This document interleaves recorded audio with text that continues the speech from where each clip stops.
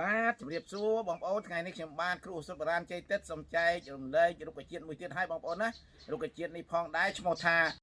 ដើមរកាតេតិននឹងសុទ្ធបរានខ្មែរយើងកបនឹងចុះកម្ដៅនឹងកាមរោគជាដើមឲ្យដល់មកឲ្យខាតពេលវេលាយូរសូមបងប្អូនទស្សនាវីដេអូរបស់ខ្ញុំបាទដូចតទៅសូមអញ្ជើញបងប្អូនបាទបងប្អូនថ្ងៃនេះខ្ញុំដើរនៅគិរីរម្យហើយជួបនឹងដើមឈើធំណាស់បងប្អូនហើយបងប្អូនពងឃើញក្នុងវីដេអូហ្នឹងបងប្អូនឈ្មោះថាដើមរកាហើយបងប្អូនមើលដើមវាកម្ពស់អណេះអណន់តែម្ដងហើយនេះបងប្អូនស្លឹកហើយខ្ញុំវាកម្ពស់ពេកខ្ញុំซูមឲ្យបងប្អូនមើលឲ្យច្បាស់ហើយស្លឹករកាហ្នឹងបើសិនជាមានផ្លែបងប្អូនណាដល់វាទុំទៅវាបែកទៅមានដូចជាសលៃអញ្ចឹងបែកចេញមកដូចសលៃអញ្ចឹងនឹងលក្ខណៈសម្គាល់ប៉ុន្តែបើនៅទូចវាមានបលាដល់ធំប៉ុន្តែរូបភាពដែលខ្ញុំឲ្យបងប្អូនមើលហើយកន្លែងចាំងនេះដើមធំបងប្អូនដែលបងប្អូនមើលហ្នឹងណាអាហ្នឹងវាអត់មានបលាទេបងប្អូនគ្រាន់តែពិនិត្យយូរណាស់បានឃើញបលាមួយទេហ្នឹងលក្ខណៈសម្គាល់របស់អាកាដើមអាកាបងប្អូនហើយតេតិនហ្នឹងសុទ្ធបរានខ្មែរយើងវាកបនឹងជំងឺ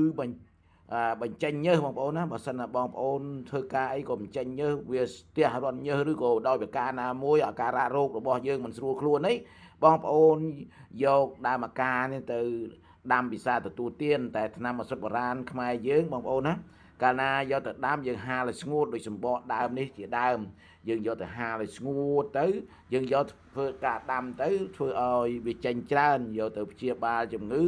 វាឆាប់ជាមានន័យថាកម្រិតថ្នាំវាចេញច្រើនណាបងប្អូនកាលណាយើងទៅទឹកយើងយកទៅដាំទៅវាអត់សូវចេញច្រើនទេម្ល៉េះហើយវាមិនសូវព្យាបាលបានប្រកែទេចង់និយាយចឹងបងប្អូនហើយហ្នឹង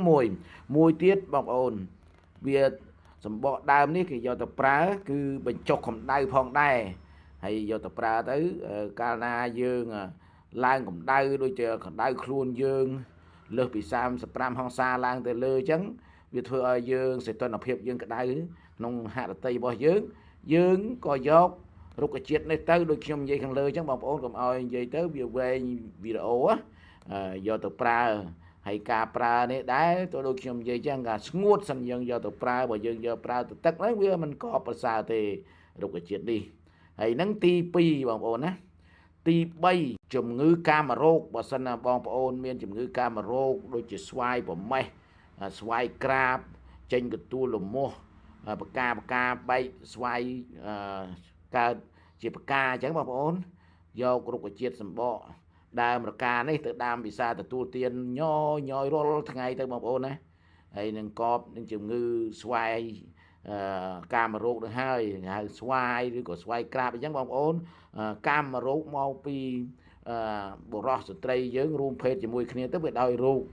គេហៅថាកាមរោគនឹងឯងយកទៅប្រើទៅសម្បកហ្នឹងវាក៏ប្រសើរនៃជំងឺកាមរោគនេះឯងហើយសិនណាបងប្អូនមើលដែលខ្ញុំកំពុងប្រចាំងឲ្យមើលនៅក្នុងព្រៃគិរីរម្យនេះបងប្អូនមើលទៅថាមានប្រយោជន៍សម្រាប់សុខភាពបងប្អូនចំណាំទុកដល់ថ្ងៃក្រោយបងប្អូនពាក់ព័ន្ធនឹងជំងឺប្រភេទ3ខាងលើនេះបងប្អូនយកទៅប្រើទៅវាមិនខាតថវិកាបងប្អូននៅក្នុងគ្រួសារដែរហើយបើសិនណាបងប្អូនមើលថាមានប្រយោជន៍សម្រាប់សុខភាពបងប្អូនសូមបងប្អូនចុច like ចុច share ចុច subscribe ឲ្យលោកគ្រូបានដាក់មួយបងប្អូនថ្ងៃនេះលោកគ្រូដើរមកឆ្ងាយណាពីភ្នំពេញមកដល់